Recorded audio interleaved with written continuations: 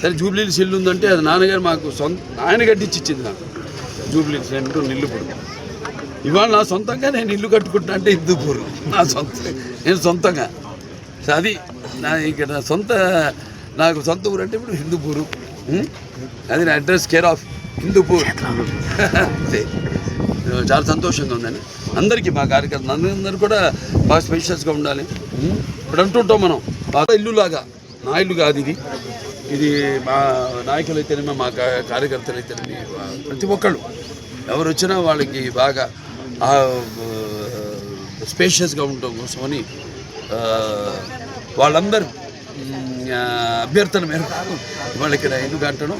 అలాగే నాకు కట్టాలని ఉండింది. ఎందుకంటే నేను ఇవాళ ఏ వాసనో నాకే తెలియదు.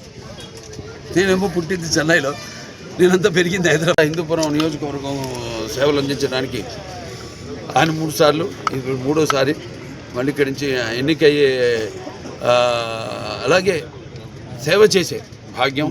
అలా క్యాన్సర్ హాస్పిటల్ ద్వారా ఇప్పుడు ఇవాళ చూస్తే వాళ్ళ ప్రపంచంలోనే 1వ స్థానంలో ఉంది క్యాన్సర్.